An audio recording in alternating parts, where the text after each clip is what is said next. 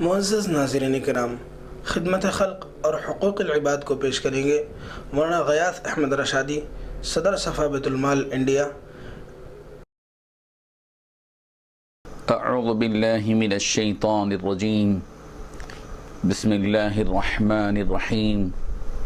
لقد جاءکم رسول من انفسکم عزیز علیہ ما عنتم حریص علیکم بالمؤمنین رؤوف الرحیم، صدق اللہ العظیم۔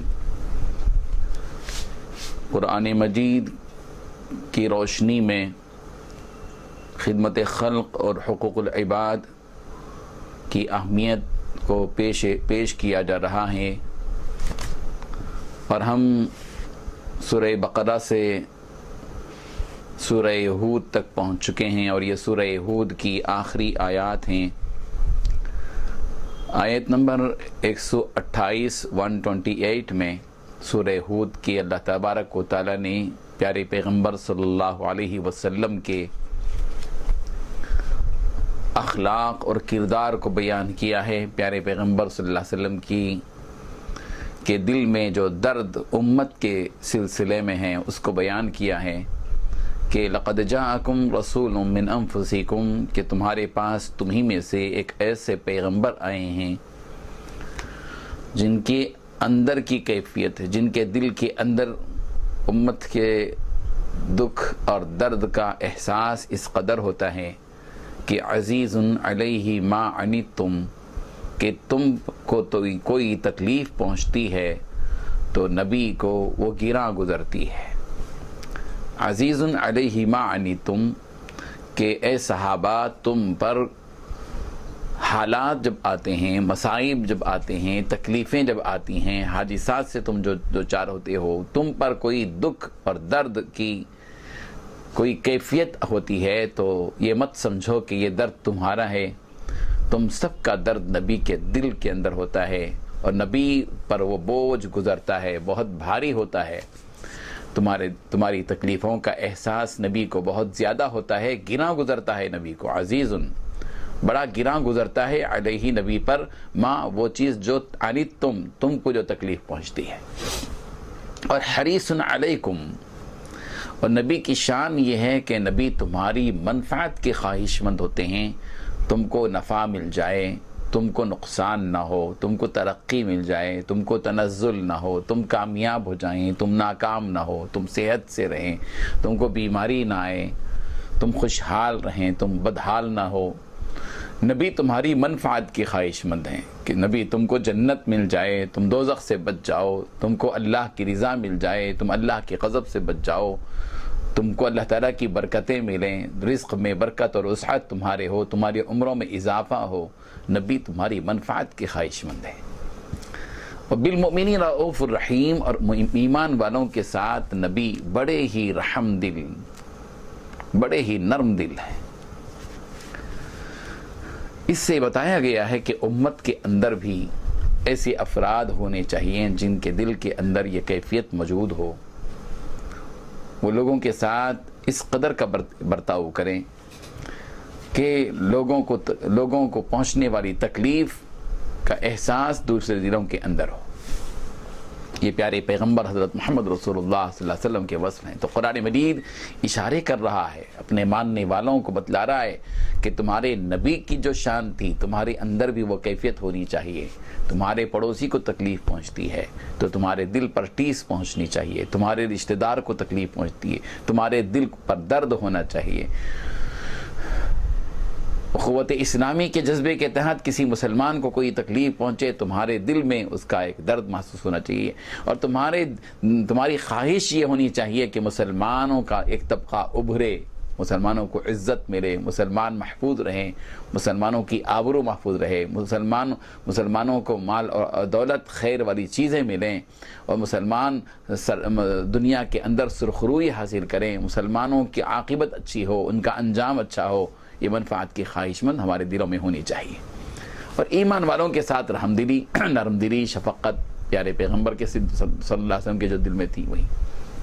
تو قرآن مجید اشارے کر رہا ہے بار بار، یہ حقوق العباد ہیں، یہ خدمت خلق کی کے اشارے ہیں جو قرآن مجید دے رہا ہے۔ اس آیت پر غور کیجیے جس میں اللہ تبارک و تعالی نے فرمایا وَأَوْحَيْنَا إِلَى مُوسَى وَأَخِيهِ أَن تَبَوَّآ لِقَوْمِكُمَا بِمِصْرَ بُيُوتًا وَاجْعَلُوا بُيُوتَكُمْ قِبْلَةً وَأَقِيمُوا الصَّلَاةَ وَبَشِّرِ الْمُؤْمِنِينَ۔ حضرت موسیٰ علیہ السلام کے بارے میں ہم اس سے پہلے بھی وہ بات بتا چکے ہیں کہ نبیوں نے اس دنیا کے اندر اپنی قوم کو جہاں ایک اللہ کی طرف بلایا، وہیں قوموں کے حالات پر نظر رہی، ان کی معیشت، ان کی تہذیب، ان کے تمدن، ان کی معاشرت، ان کے معاملات۔ اگر وہاں کوئی بگاڑ ہے تو اس کو درست کیا، اور اگر وہ بدحالی میں ہے تو ان کو خوشحال بنانے کی کوشش کی، اگر وہ ان پر ظلم ہو رہا ہے تو اس ظلم سے ان کو بچایا۔ فرعون کے چنگل میں پھنسی تھی بنی اسرائیل، حضرت موسیٰ علیہ السلام نے ان کو، بنی اسرائیل کو، مصر کی زمین سے نکالا، اور مصر میں اللہ تبارک و تعالی یہاں حضرت موسیٰ علیہ السلام کو حکم دے رہے ہیں کہ ہم وَأَوْحَيْنَا إِلَى مُوسَى وَأَخِيهِ أَن تَبَوَّآ لِقَوْمِكُمَا بِمِصْرَ بُيُوتًا وَاجْعَلُوا بُيُوتَكُمْ قِبْلَةً، کہ ہم نے اس دعا کے قبول کرنے کا سامان یہ کیا کہ حضرت موسیٰ علیہ السلام اور ان کے بھائی ہارون دونوں کے پاس اس بات کی وحی بھیجی کہ تم دونوں اپنے ان لوگوں کے لیے، یعنی بنی اسرائیل کے لیے، بدستور مصر میں گھر برقرار رکھو، یعنی وہ گھر ڈر کر گھر نہ چھوڑ دیں، ان کی آباد کاری کی ذمہ داری، قوم کی آباد کاری کی ذمہ داری وقت کے نبی کو دی جا رہی ہے، اور اشارہ دیا جا رہا ہے کہ قوم کا جو قائد ہوتا ہے اس کی وہ ذمہ داری ہے کہ قوم کی بعض آباد کاری یا آباد کاری کی فکریں کریں۔ یہ اشارے ہیں، قرآن مجید جو اشارے کر رہا ہے، گزشتہ قوموں کے تذکرے کرتے ہوئے قرآن مجید یہ اشارے دے رہا ہے کہ قوم اگر بے آسرا ہو، بے سہارا ہو، ان کو سہارا دیا جائے، ان کو گھر نہ ہو تو ان کو گھر دیا جائے، وہ مشکلات میں ہو تو ان کے لیے آسانیاں پیدا کی جائیں، وہ غربت میں ہوں تو ان کی غربت کو صدقہ اور خیرات اور زکوٰۃ کے ذریعے سے ان کی غربت کو دور کیا جائے، وہ بے روزگار ہوں تو ان کو روزگار عطا کیا جائے۔ حضرت نوح علیہ السلام کا تذکرہ اللہ تبارک و تعالیٰ فرما رہے ہیں، سورہ یونس میں مختلف پیغمبروں کے تذکرے بھی موجود ہیں، یہاں حضرت نوح علیہ السلام کا تذکرہ موجود ہے۔ وَأُوحِيَ إِلَى نُوحٍ أَنَّهُ لَن يُؤْمِنَ مِن قَوْمِكَ إِلَّا مَن قَدْ آمَنَ فَلَا تَبْتَئِسْ بِمَا كَانُوا يَفْعَلُونَ وَاصْنَعِ الْفُلْكَ بِأَعْيُنِنَا وَوَحْيِنَا وَلَا تُخَاطِبْنِي فِي الَّذِينَ ظَلَمُوا۔ حضرت نوح علیہ السلام کی قوم نے پے در پے نافرمانی کی، 950 برس تک حضرت نوح علیہ السلام قوم کو سمجھاتے رہے، قوم نے نہیں مانا، مخالفت کی، نبی کی خلاف ورزی کی، نافرمانی کی۔ حضرت نوح علیہ السلام نے اللہ تبارک و تعالیٰ سے گڑ گڑا کر ان کے لیے دعائیں مانگی، بالآخر طوفان آیا، اللہ تبارک و تعالیٰ کی طرف سے غصے کی بات آئی، اللہ تعالیٰ کا غضب ہوا ان پر، اور طوفان آیا۔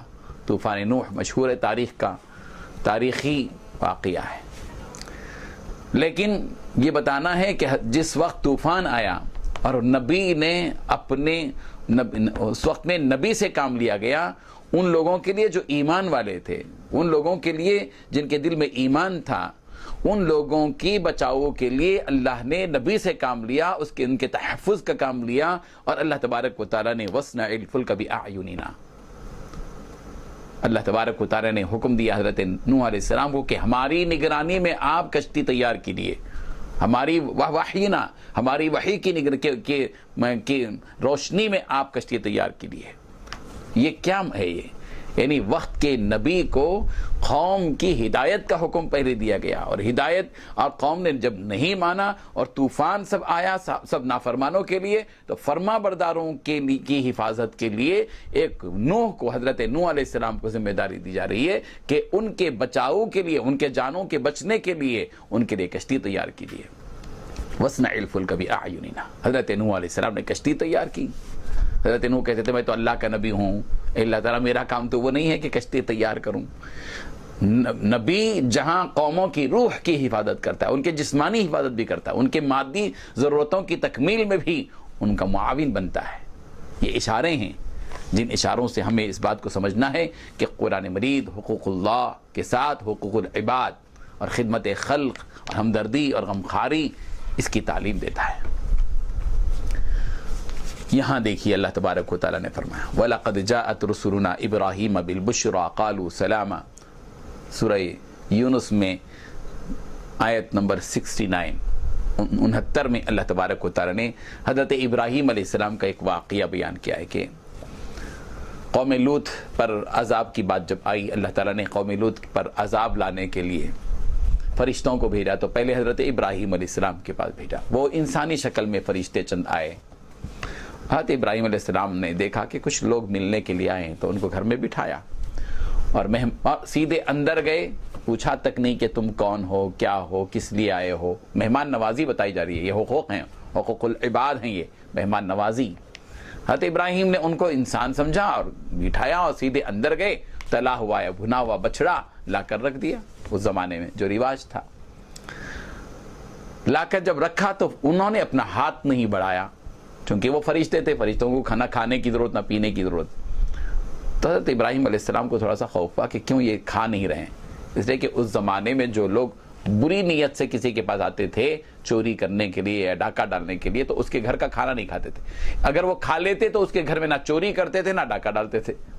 شریف چور اس زمانے کے، شریف ڈاکو، ان کے اس زمانے کے ڈاکوؤں میں اور چوروں میں بھی شرافت تھی کہ کسی کے گھر میں کھا لیا تو نمک حرامی نہیں کرتے تھے۔ تو حضرت ابراہیم علیہ السلام کو خوف ہوا کہ کیا بات ہے، کھا نہیں رہے، کہیں بری نیت تو نہیں ہے۔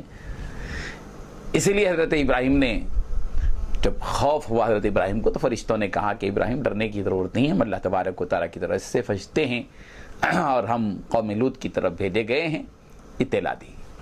یہاں ہم یہ بتانا چاہتے ہیں کہ حقوق العباد میں مہمان نوازی کی طرف اشارہ دیا گیا ہے قرآن مجید میں، کہ جب کوئی مہمان آئے تو مہمان کی مہمان نوازی کا یہ تقاضا یہ ہے کہ کوئی دور سے مہمان آیا ہے، ہم گھر میں بٹھائیں، حالات دریافت کرنا وہ بات کی بات ہے، پہلے کھانا ہے، کھلانا ہے اور پلانا ہے، یہ مہمان نوازی تھی۔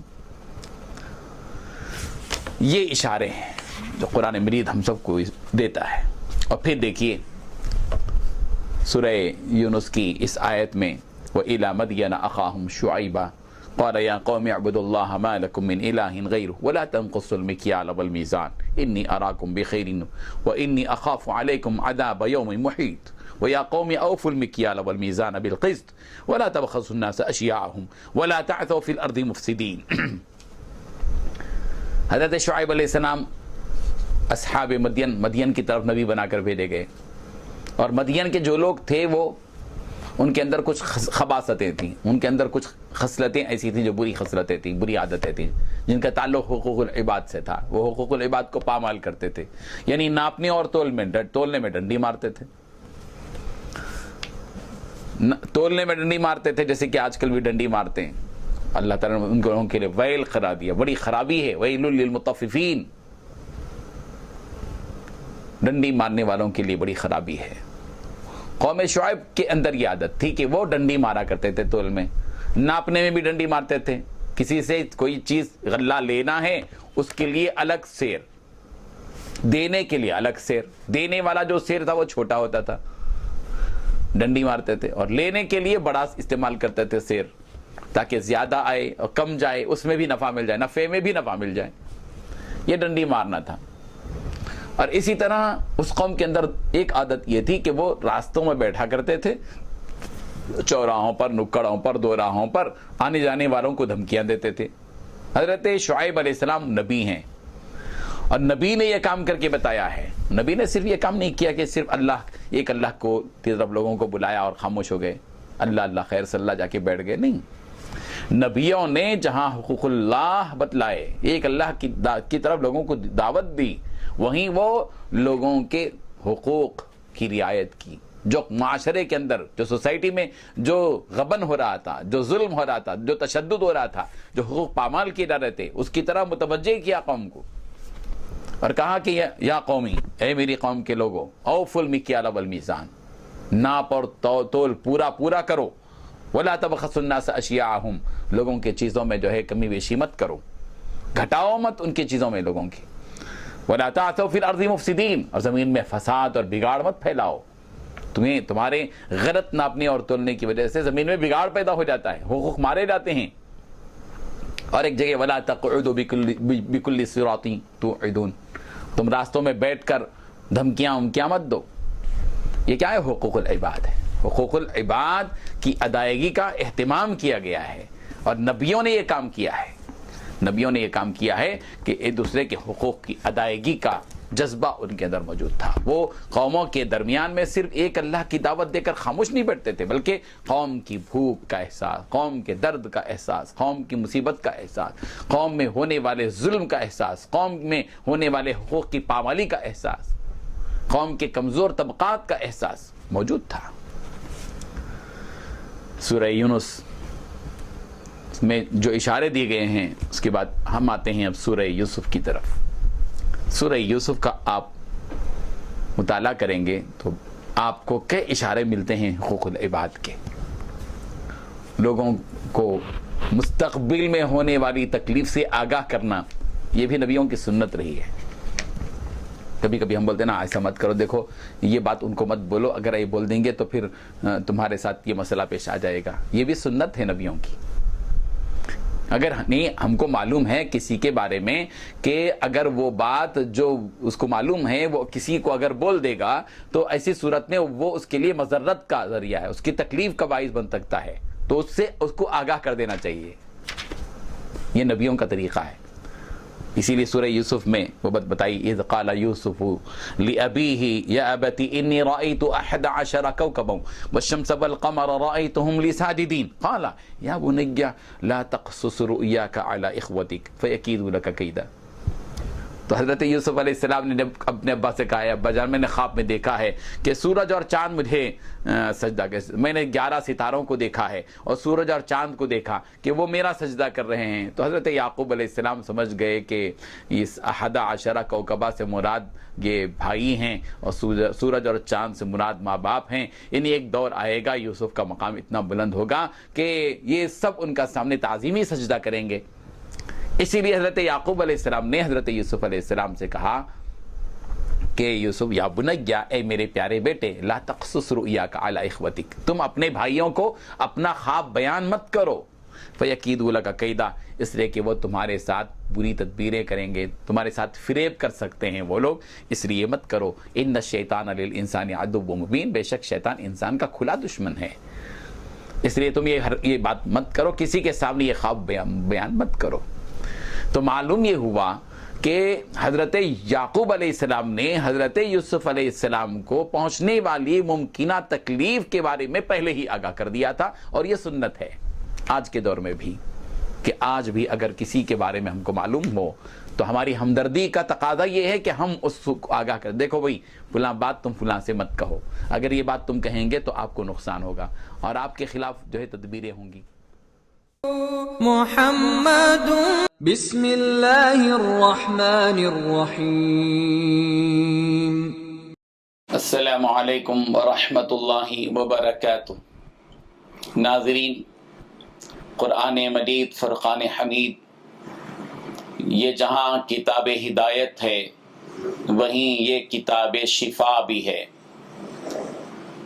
جیسے دنیا میں ہم اپنی جسمانی بیماریوں کے علاج کے لیے بطور شفا حاصل کرنے کے لیے مختلف تدبیریں اختیار کرتے ہیں، ویسے ہی قرآن مجید کی آیات وہ مقدس آیتیں ہیں جن آیاتوں سے ہمیں روحانی طور پر شفا نصیب ہوتی ہے.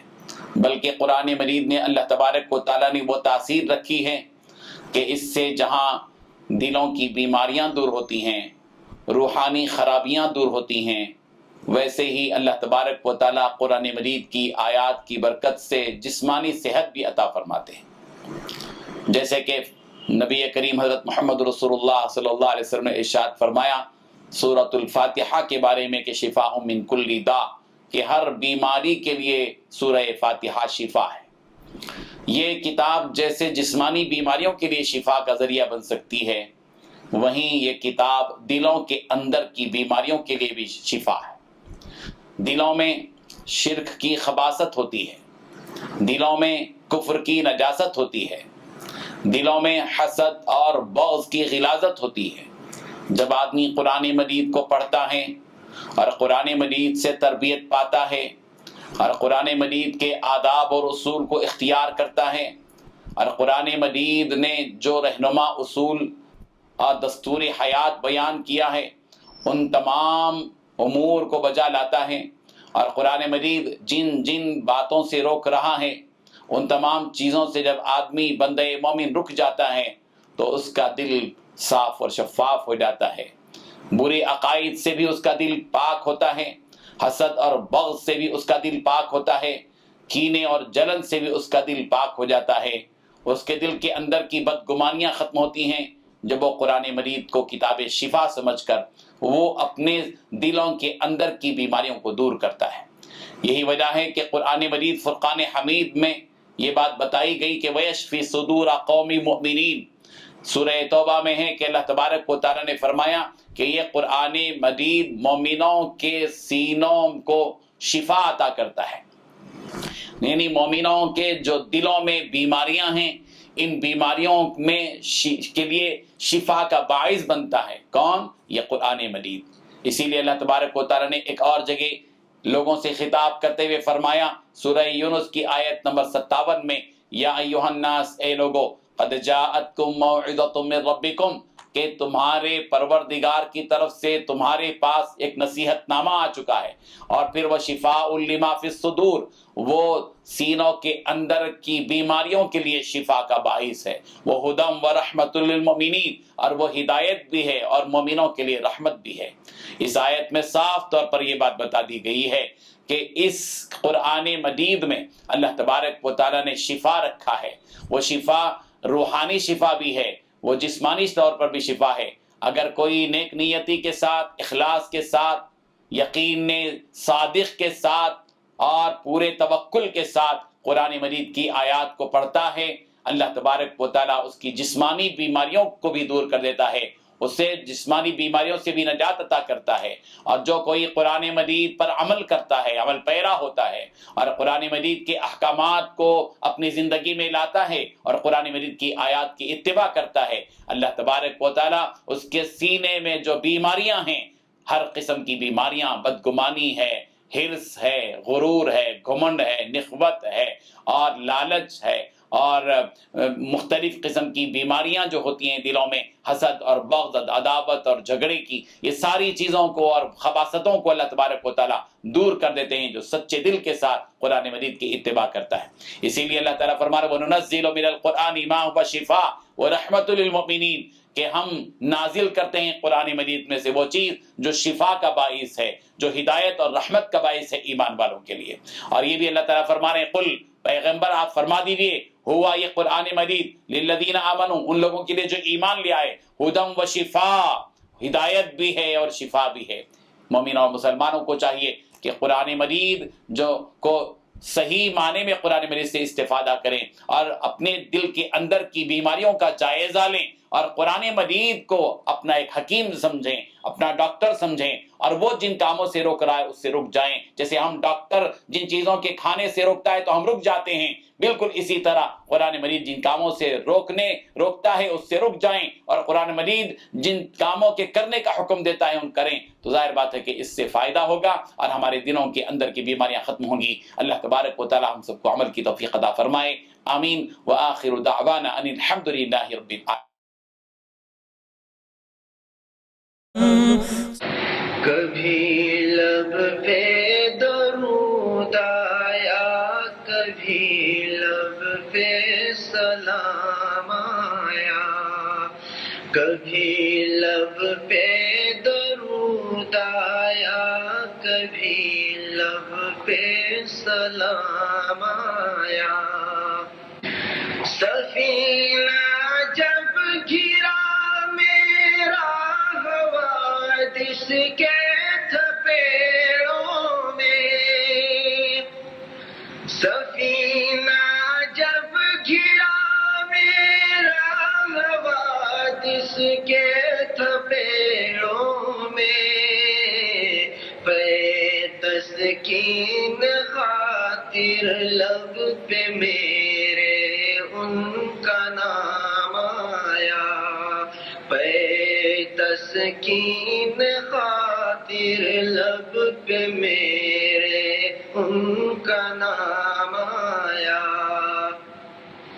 میرے مجروح دل کو ہو گئی تسکین یوں حاصل. میرے مجروح دل کو ہو گئی تسکین یوں حاصل. کبھی ان کا سلام آیا کبھی ان کا پیام آیا. کبھی ان کا سلام آیا کبھی ان کا پیام آیا.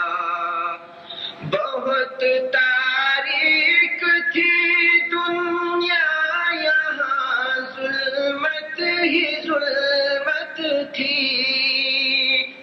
بہت تاریک تھی دنیا یہاں ظلمت ہی ظلمت تھی. ہوا روشن جہاں جس وقت وہ ماہ تمام آیا. ہوا روشن جہاں جس وقت وہ ماہ تمام آیا. حقیقت میں انہی کے پاس ہے کونین کی دولت. حقیقت میں انہی کے پاس ہے کونین کی دولت. نظر جن اہل دل کو جلوے حسن تمام آیا. نظر جن اہل دل کو جلوے حسن تمام آیا. میرے اعمال بد تو لے چلے تھے نار کی جانب. میرے اعمال بد تو لے چلے تھے نار کی جانب. غلام ہونا ہی ان کا ایسے آڑے وقت کام آیا.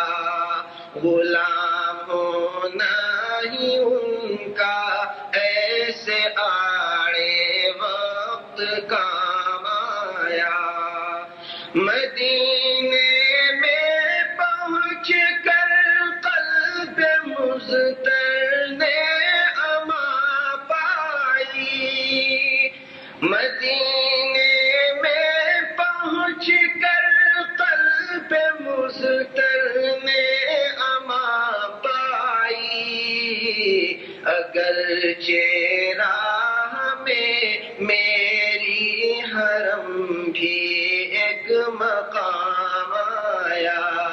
اگرچہ راہ میں میری حرم بھی ایک مقام آیا. محمد صاحب الإحسان والكرم.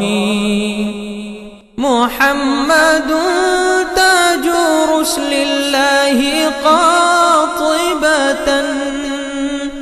محمد تاج رسل الله قاطبة. محمد صادق الأقوال والكلم. محمد صادق الأقوال